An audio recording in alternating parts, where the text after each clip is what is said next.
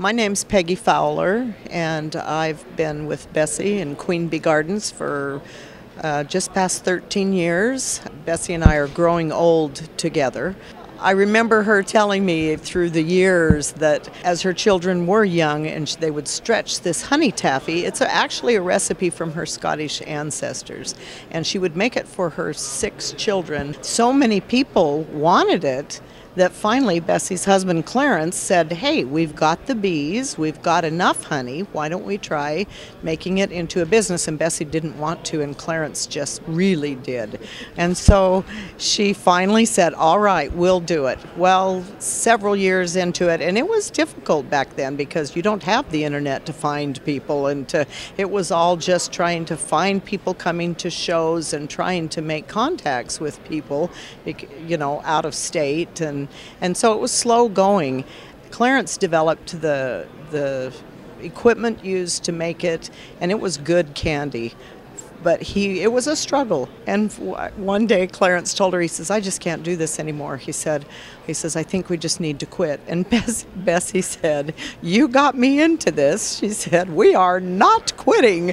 After she fought him to start, then he wanted to quit, and she blasted him and wouldn't let him. And it was a good thing because it evolved into what they're doing now, which is the honey praline candies, which is like a honey caramel. And they've added butter and more cream to it to give it a wonderfully rich, soft texture compared to the hard taffy that they used to pull.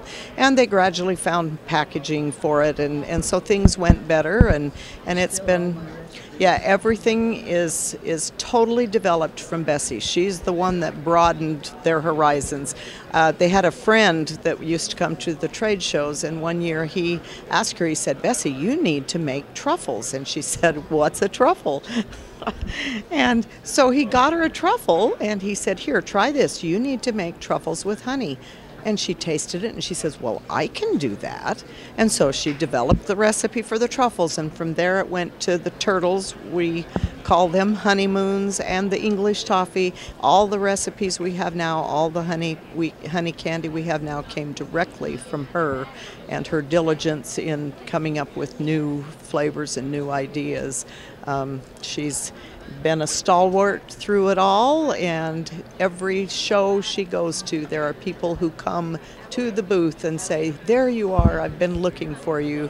She and Clarence have been standards in the industry since they began. At age 50 was when she started. When they began the business, they were kind of looking for something to support their whole family because they wanted their family to stay together. By making the candy, they were able to involve their oldest son, Mitchell, and then Vaughn, and also Gene, the 3 boys in the business. That's the original owners, and Mitchell left after several years, and he now lives in Oregon, and moved, but the 3 of them, Clarence passed away 5 years ago, so it's Bessie and her the older son, Vaughn. He takes care of the bees. We now have over 2,000 colonies of bees, and he takes care of the bees, and Jean manages the candy factory. And Bessie is the chief of all of them. She is the queen bee. So it has provided a living for their family. She's got grandchildren that have come into the business, so the business will continue to thrive on through the years. I've been there 13 years. John, who cooks the honey candies, he's been there he'll be 13 in December, I think. Vicky's been there 12 years. She's the one that dips the candy along with Jean's wife, but mostly it's Vicky. She could do 916 truffles an hour, hand dipped. She's good. And then there's a part-time girl, Tanea, who also works just several days a week, and she also can dip chocolates. Yeah, there's just 3 full-time and 1 part-time besides family. So people can't believe that when you're talking to somebody back in Maine.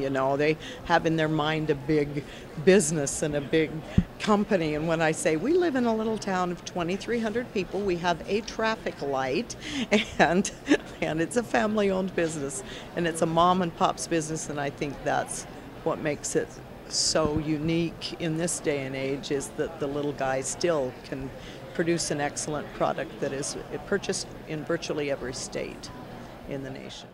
My dad said it was the hot days and the cool nights that make our honey so mild up there where we're at. Whether that's so or not, I don't know. But that's what he always used to say, that it was the hot days and the cool nights that made it so mild.